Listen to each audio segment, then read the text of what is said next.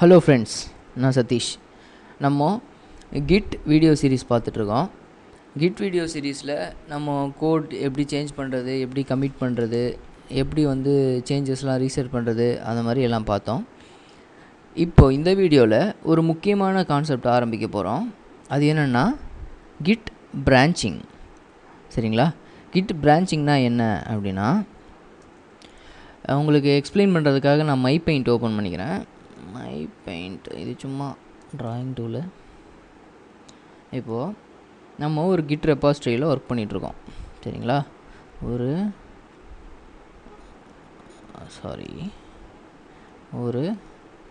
Kit ரெபாசிட்டரியில் work பண்ணிகிட்ருக்கோம். இந்த kit repository ஒரு ஸ்டேஜில் இருக்குதுன்னு வச்சுக்கோங்களேன். இது ஒரு வெப்சைட்டோ இல்லை ஒரு சாஃப்ட்வேரோ ஏதாவது வச்சுக்கோங்க. ஸோ இந்த மாதிரி ஒரு ஸ்டேஜில் இருக்குது. இப்போது நம்மக்கிட்ட இன்னொரு சேஞ்ச் ஒன்று பண்ண சொல்கிறாங்க, புது சேஞ்சு. ஸோ இந்த புது சேஞ்சு நம்ம பண்ணும்போது இந்த இருக்க கோட்லேயே நம்ம எடிட் பண்ணக்கூடாது. ஏன்னா நம்ம இது லைவ் வெப்சைட்டாக இருக்குதுன்னு வச்சுக்கோங்களேன். ஸோ இப்போ இதை நம்ம யூசர்ஸ் நிறைய பேர் யூஸ் பண்ணிகிட்ருப்பாங்க. ஸோ அவங்களுக்கு ஏற்ற மாதிரி நம்ம இப்போ இருக்க மாதிரி அப்டேட் பண்ணிகிட்ருப்போம். இப்போ புது வெர்ஷன் வேறு மாதிரி ஒரு வெர்ஷன் க்ரியேட் பண்ணுறோன்னு வச்சுக்கோங்களேன். சும்மா டிசைன்லாம் மாற்றிட்டோம், இது மாதிரி டிசைன்லாம் மாற்றிருக்கோன்னு வச்சுக்கோங்களேன்.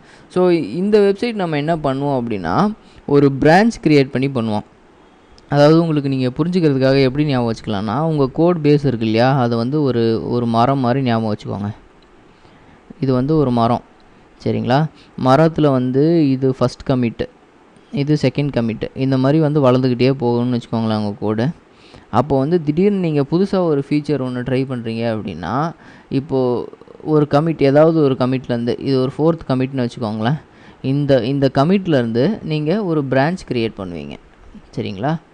அப்புறம் இன்னும் கொஞ்சம் மேலே போகும்போது இங்கே ஒரு கமிட் பண்ணியிருக்கீங்கன்னா இதிலேருந்து ஒரு பிரான்ச் க்ரியேட் பண்ணிக்கலாம். சரிங்களா? ஸோ ஒரு கமிட்லேருந்து நீங்கள் க்ரியேட் பண்ணுற டைவர்ஷன் தான் பிரான்ச். அதாவது அந்த பிரான்ச்சில் என்ன இருக்கும்னா, இப்போ இந்த கமிட்லேருந்து ஒரு பிரான்ச் க்ரியேட் பண்ணுறீங்கன்னா, இந்த கமிட் வரைக்கும் இருக்க கோடு எல்லாமே இருக்கும் அந்த பிரான்ச்சில். அதுக்கு மேலே நீங்கள் எக்ஸ்ட்ரா பண்ணுற சேஞ்சஸ் இந்த பிரான்ச்சில் மட்டும்தான் இருக்கும். சரிங்களா? ஸோ இதுதான் பிரான்ச்சிங். ஸோ எந்த ஒரு சாஃப்ட்வேர் ப்ராஜெக்டாக இருந்தாலும் சரி, ஒரு வெப்சைட் ப்ராஜெக்டாக இருந்தாலும் சரி, நீங்கள் ஒர்க் பண்ணும்போது திடீர்னு ஒரு எக்ஸ்ட்ரா சேஞ்சஸோ இல்லை எக்ஸ்ட்ரா ஃபீச்சர்ஸோ ஆட் பண்ண வேண்டி வரும். அந்த மாதிரி நீங்கள் ஆட் பண்ண வேண்டி வரும்போது இந்த மாதிரி பிரான்ச் க்ரியேட் பண்ணி ஆட் பண்ணிங்கன்னா உங்களுக்கு கோட் மெயின்டெனன்ஸ் ரொம்ப ஈஸியாக இருக்கும். நீங்கள் ஒர்க்கிங் காப்பியில், அதாவது கரண்ட்டாக டிப்ளாய் பண்ணியிருக்க ப்ரொடக்ஷனில் இருக்க காப்பியில் நீங்கள் கோட் எடிட் பண்ணாமல் இந்த மாதிரி பிரான்ச் க்ரியேட் பண்ணி எடிட் பண்ணிவிட்டு அதுக்கப்புறமா அந்த பிரான்ச்சை நம்ம லைவ் ஆக்கிக்கலாம். சரிங்களா? ஸோ இதுக்கு யூஸ் பண்ணுற கமாண்ட் கிட் பிரான்ச். சரிங்களா? இப்போ கமாண்ட் லைனுக்கு போகலாம். இதில் நான் கிட் ரெபாசிட்டரிக்கு ப்ரௌஸ் பண்ணிக்கிறேன். Ctrl+L கொடுத்தோன்னா கிட் பூக்கடை அப்படின்னு சொல்லி ப்ரௌஸ் பண்ணிக்கிறேன். இப்போது நான் கமாண்ட் லைன்லேயும் கிட் ரெபாசிட்டரிக்கு போயிடுறேன். cd கிட் பூக்கடை, இந்த ஃபோல்டர் தான் நம்ம யூஸ் பண்ணிகிட்ருக்கோம். இப்போது இதில் 2 ஃபைல்ஸ் இருக்குது. கிட் ஸ்டேட்டஸ் பார்த்தா 2 ஃபைல் மாடிஃபை பண்ணியிருந்தோம் இல்லைங்களா? இந்த பழைய வீடியோ க்ரியேட் பண்ணும்போது மாடிஃபை பண்ணியிருந்தோம். அது எதை எக்ஸ்பிளைன் பண்ணுறதுக்காக அப்படின்னா, கிட் ரீசெட் கிட் டிஃப் எக்ஸ்பிளைன் பண்ணுறதுக்காக பண்ணியிருந்தோம். சரிங்களா? ஸோ இந்த சேஞ்சஸை நான் டிஸ்கார்ட் பண்ணுறேன். அதுக்கு கிட் ரீசெட் ஹார்ட் யூஸ் பண்ணி இந்த சேஞ்சஸை டிஸ்கார்ட் பண்ணிட்டேன். இப்போது கிட் ஸ்டேட்டஸ் பார்த்தா ஒர்க்கிங் டைரக்டரி க்ளீனாக இருக்குது. சரிங்களா? நான் கிளியர் பண்ணிடுறேன். இப்போ பிரான்ச்சிங் பற்றி பார்க்கலாம். இப்போ பிரான்ச்சிங்கில் கிட் பிரான்ச் அப்படின்ற கமாண்ட் மட்டும் கொடுத்தா என்னென்ன பிரான்ச் இருக்குது அப்படின்றத டிஸ்பிளே பண்ணும். சரிங்களா? இப்போது மாஸ்டர் அப்படின்றது இல்லையா, அப்போது என்ன அர்த்தம்னா, இந்த மாஸ்டர்ன்ற ஒரே ஒரு பிரான்ச் மட்டும்தான் இப்போ இருக்குது. சரிங்களா? நம்ம எந்த புது பிரான்ச்சும் இன்னும் க்ரியேட் பண்ணல. டிஃபால்ட்டாக நீங்கள் ஒரு கிட் ரெபாசிட்டரி க்ரியேட் பண்ணும்போது மாஸ்டர் பிரான்ச் தான் க்ரியேட் ஆகும். நீங்கள் பண்ணுற சேஞ்சஸ் எல்லாமே மாஸ்டர் பிரான்ச்சில் தான் இருக்கும். சரிங்களா? இப்போது நம்ம ஒரு புது பிரான்ச் க்ரியேட் பண்ண போகிறோம். Git branch adding featured images அப்படின்னு ஒரு ஃபீச்சர் ஆட் பண்ணுறோன்னு வச்சுக்கோங்களேன். நீங்கள் பிரான்ச் ஆட் பண்ணும்போது இந்த மாதிரி என்ன ஃபீச்சர் ஆட் பண்ண போகிறோன்றது டிஸ்கிரிப்டிவ் நேம் கொடுத்தீங்கன்னா நல்லாயிருக்கும். சரிங்களா. ஏன்னா உங்களுக்கு பின்னாடி வந்து எது என்னன்னு தெரிஞ்சுக்கிறதுக்காக நல்லாயிருக்கும். நார்மலாக வந்து பிரான்ச் டெஸ்ட் 1, பிரான்ச் டெஸ்ட் 47 அந்த மாதிரி கொடுத்தீங்கன்னா என்ன டெஸ்ட் 1 என்ன டெஸ்ட் 47 உங்களுக்கு பின்னாடி தெரியாது. அதனால் இந்த மாதிரி டிஸ்கிரிப்டிவாக நீங்கள் என்ன பண்ண வரீங்க அப்படின்னு நேம் கொடுத்தீங்கன்னா ஈஸியாக இருக்கும். சரிங்களா. என்டர் கொடுத்துட்டேன். கிட் பிரான்ச் பார்த்தா இப்போது 2 பிரான்ச் இருக்குது. மாஸ்டர் பிரான்ச் டிஃபால்ட்டாக இருக்கிறதும் நம்ம ஆட் பண்ண ஆடிங் ஃபீச்சர்ட் இமேஜஸ் பிரான்ச்சும் இருக்குது. சரிங்களா. இப்போது அந்த மாஸ்டர் பிரான்ச்சுக்கிட்ட ஸ்டார் இருக்குது. அதுக்கு என்ன அர்த்தம் அப்படின்னா அந்த பிரான்ச் தான் இப்போ கரண்ட்டாக ஆக்டிவில் இருக்குது. அந்த பிரான்ச்சில் இருக்க ஃபைல்ஸ்லாம் தான் இப்போ டைரக்டரியில் இருக்குது. சரிங்களா. எல்எஸ் கொடுத்தா இது எல்லாமே இருக்குங்களா. ஸோ இப்போது கிட் அந்த பிரான்ச் புதுசாக க்ரியேட் பண்ண பிரான்ச்சுக்கு மாற்றணும் அப்படின்னா git check out adding featured images இப்போ என்டர் கொடுத்தோம்னா இந்த கிட் ரெபாசிட்டரி டிஃபால்ட்டாக வந்து ஆடிங் ஃபீச்சர்ட் இமேஜஸ்க்கு மாறிடுச்சு. இப்போ நம்ம எந்த சேஞ்ச் பண்ணாலும் அது ஆடிங் ஃபீச்சர்ட் இமேஜஸ் பிரான்ச்சை தான் அஃபெக்ட் பண்ணும். சரிங்களா. ஸோ இது நல்லா ஞாபகம் வச்சுக்கோங்க. எந்த பிரான்ச்சை வந்து கடைசியாக செக் அவுட் பண்ணியிருக்கோமோ அந்த பிரான்ச்சில் தான் நம்ம பண்ணுற சேஞ்சஸ்லாம் நடக்கும். சரிங்களா. இப்போ நான் கிட் செக் அவுட் மாஸ்டர் கொடுக்குறேன்.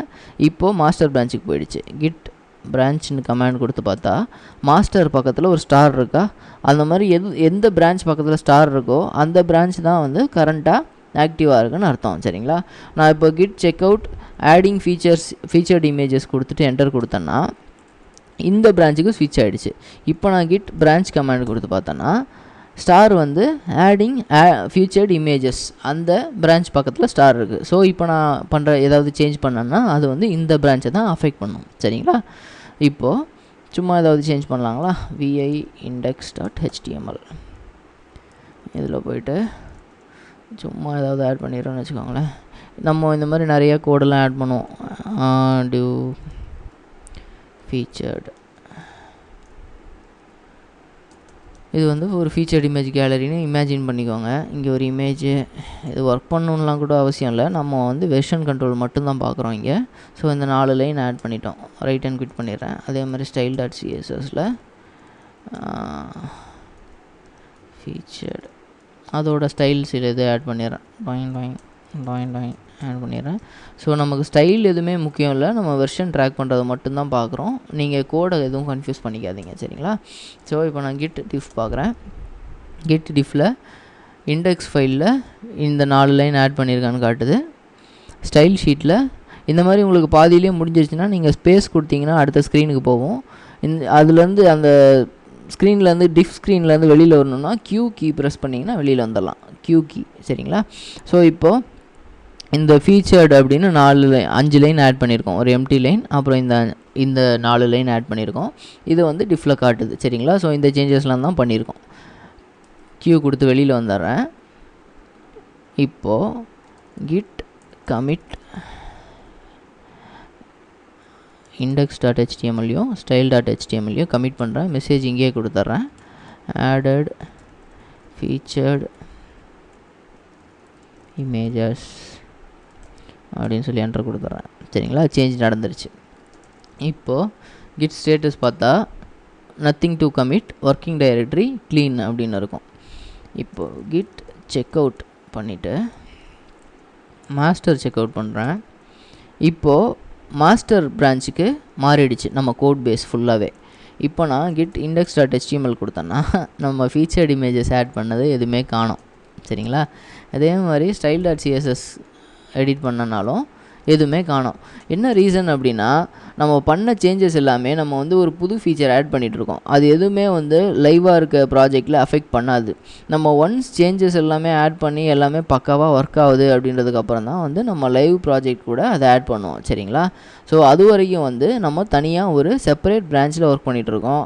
நம்ம வந்து இந்த ப்ராஜெக்ட்டுக்காக க்ரியேட் பண்ண பிரான்ச் வந்து ஆடிங் ஃபீச்சர்ட் இமேஜஸ் அப்படின்ற பிரான்ச் ஒன்று க்ரியேட் பண்ணோம். அதாவது இப்போ ஒரு பிரான்ச் க்ரியேட் பண்ணியிருக்கோன்னா இது வந்து ஆடிங் ஃபீச்சர்ட் இமேஜஸ். ஒன்ஸ் இந்த ஆடிங் ஃபீச்சர்ட் இமேஜஸ் அந்த ஃபீச்சர் வந்து நல்லா பர்ஃபெக்டாக ஒர்க் ஆகுது, லைவ் சைட்டில் வந்து இதை ஆட் பண்ணுற அளவுக்கு ரெடி ஆகிடுச்சு அப்படின்னா மட்டும்தான் நம்ம அதை மாஸ்டர் பிரான்ச் கூட ஆட் பண்ணுவோம். சரிங்களா. அந்த ஆடிங் ப்ராசஸ்க்கு பேர் மர்ஜிங் அப்படின்னு சொல்லுவாங்க. சரிங்களா. அதை வந்து நம்ம கம்மிங் வீடியோஸில் பார்க்கலாம். அதுக்கு முன்னாடி நான் இன்னும் ஒரு சின்ன விஷயத்தை காமிச்சு இந்த வீடியோவை முடிச்சுக்கிறேன். சரிங்களா? இப்போது git check out adding featured images பிரான்ச்சுக்கு போயிடுறேன். Git branch. இப்போ ஆடிங் ஃபீச்சர்ட் இமேஜஸில் பிரான்ச் தான் செக் அவுட் ஆகிருக்கு கரெக்டாக. அந்த ஸ்டார் வச்சு தெரியுது நமக்கு. இப்போ நான் ஒரு ஃபைல் ஆட் பண்ணுறேன். டச் app.js featured image.jsன்னு வச்சுக்கலாம். image.js ஓகேங்களா? இப்போது கிட் ஸ்டேட்டஸ் பார்த்தா அன்ட்ராக்ட் ஃபைல்ஸ் ஒன்று இருக்குன்னு சொல்லுது. git add featured image.js அந்த ஃபைலை ஆட் பண்ணிடுறேன். இப்போ கிட் ஸ்டேட்டஸ் பார்த்தா ஸ்டேட்டஸ் ஸ்பெல்லிங் மிஸ்டேக், அந்த ஃபைல் நியூ ஃபைல்னு சொல்லுது. ஸோ அந்த ஃபீச்சர்ட் இமேஜ் ஜேஎஸை நான் சும்மா எடிட் பண்ணிடுறேன். ஒன்றும் இல்லை, சும்மா ஏதாவது எல்லாம் எடிட் பண்ணலாம். ஆடட் ஃபீச்சர்ட் இமேஜஸ் அப்படின்னு எடிட் பண்ணிடுறேன். இது வந்து ஜாவா ஸ்கிரிப்ட் ஃபைல். ஆமாம், ஓகேங்களா? இப்போது கிட் ஸ்டேட்டஸ் பார்த்தா ஃபீச்சர்ட் இமேஜஸ் ஃபைல் மாடிஃபை பண்ணியிருக்கு அப்படின்னு சொல்லுது. ஒன்றும் பிரச்சனை இல்லை. ஓ, நம்ம அதை வந்து ஃபீச்சர்ட் இமேஜஸ் ஃபைலை வந்து கமிட் பண்ணுறதுக்கு முன்னாடியே சேஞ்சஸ் பண்ணிகிட்ருக்கோம் இல்லையா, ஆட் பண்ணிவிட்டு அதுக்கப்புறம். அதனால் வந்து அந்த ஃபைல் வந்து நம்ம இப்போ ஸ்டேஜ் பண்ணதுக்கு அப்புறமேட்டு சேஞ்சஸ் நடந்திருக்குன்னு சொல்லுது. அதனால் நம்ம என்ன பண்ணலாம், கிட் ஆரம் கேஷ்ட் கொடுத்துட்டு ரிமூவ் பண்ணிவிட்டு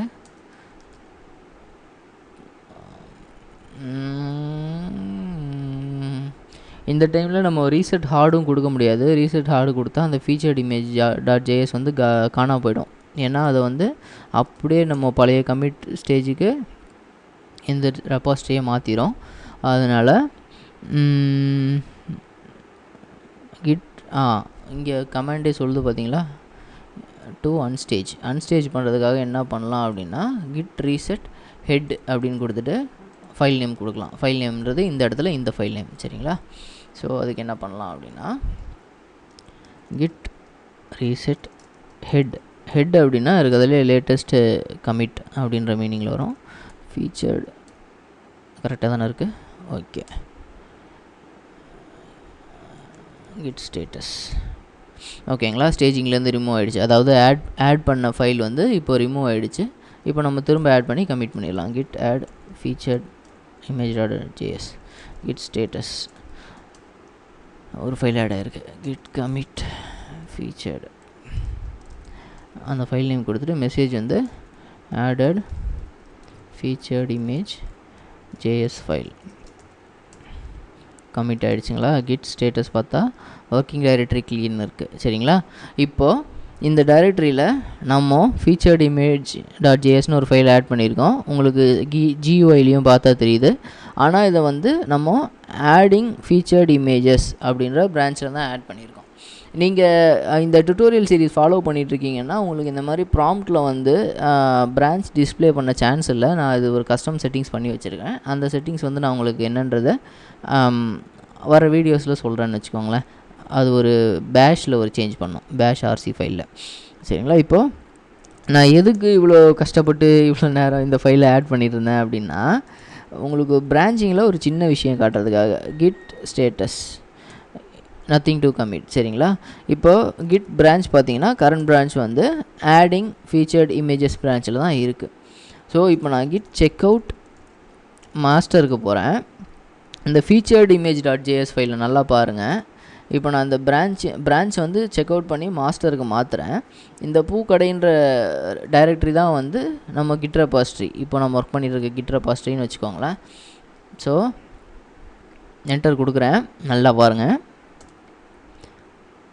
ஸ்விட்ச் டு பிரான்ச் மாஸ்டர் வந்தோடனே அந்த application.js ஃபைல் காணாமே போயிடுச்சு. சரிங்களா? ஸோ அதாவது அந்த ஃபீச்சர்ட் image.js ஃபைல் எல்எஸ் கொடுத்து பார்க்குறேன், அந்த ஃபைலை காணோம். சரிங்களா? திரும்ப git check out featured images adding featured images அந்த பிரான்ச்சுக்கு செக் அவுட் பண்ணுறேன். செக் அவுட் பண்ணோன்னா திரும்ப அந்த ஃபைலில் வந்துடுச்சு. சரிங்களா? ஸோ அதாவது நீங்கள் ஒரு பிரான்ச்சில் ஒர்க் பண்ணுறீங்க அப்படின்னா அந்த பிரான்ச்சுக்கு அந்த ஃபீச்சருக்கு ஏற்ற மாதிரி நீங்கள் ஃபைலை ஆட் பண்ணிக்கலாம், டெலீட் பண்ணிக்கலாம், என்ன வேணால் பண்ணிக்கலாம். சரிங்களா? அந்த ஃபைலை வந்து நீங்கள் திரும்ப மாஸ்டர் பிரான்ச்சுக்கு மாறும்போது மாஸ்டர் பிரான்ச்சில் ஃபைல்ஸ்லாம் என்ன ஸ்டேட்டில் இருக்கோ அந்த ஸ்டேட்டில் வந்துடும். திரும்ப நீங்கள் பிரான்ச்சுக்கு போகும்போது அந்த பிரான்ச்சில் நீங்கள் ஃபைல்ஸில் என்னென்ன சேஞ்ச் எல்லாம் பண்ணீங்களோ அதெல்லாம் வந்துடும். சரிங்களா? ஸோ இதெல்லாம் வந்து வெர்ஷன் ட்ராக்கிங்கோட முக்கியமான ஃபீச்சர்ஸ், ரொம்ப முக்கியமான பவர். சரிங்களா? நீங்கள் இந்த மாதிரி நார்மலாக ஒர்க் பண்ணும்போது நினச்ச மாதிரி ஃபைல்ஸ் எல்லாம் சேஞ்ச் பண்ணிகிட்டு இருக்கணும்னா அது கொஞ்சம் கஷ்டம் இல்லையா? ஸோ இந்த மாதிரி எந்த ப்ராஜெக்ட் யூஸ் பண்ணிங்கனாலும் வெர்ஷன் ட்ராக்கிங் யூஸ் பண்ணி கற்றுக்கிட்டிங்கன்னா உங்களுக்கு சேஞ்சிங் அதை ஈஸ் ஆஃப் யூஸ் எல்லாம் ரொம்ப யூஸ்ஃபுல்லாக இருக்கும். நீங்கள் ப்ராஜெக்ட்ஸில் பயம் இல்லாமல் ஒர்க் பண்ணலாம். புது ஃபீச்சர் ஆட் பண்ணணும்னா நீங்கள் பிரான்ச் போட்டு தாராளமாக புது ஃபீச்சர் ஆட் பண்ணிக்கலாம். சரிங்களா? ஸோ இந்த வீடியோ உங்களுக்கு பிடிச்சிருக்குன்னு நினைக்கிறேன். வீடியோ பிடிச்சிருந்தால் லைக் பண்ணுங்கள், கமெண்ட் பண்ணுங்கள், நம்ம சேனலுக்கு சப்ஸ்கிரைப் பண்ணுங்கள்.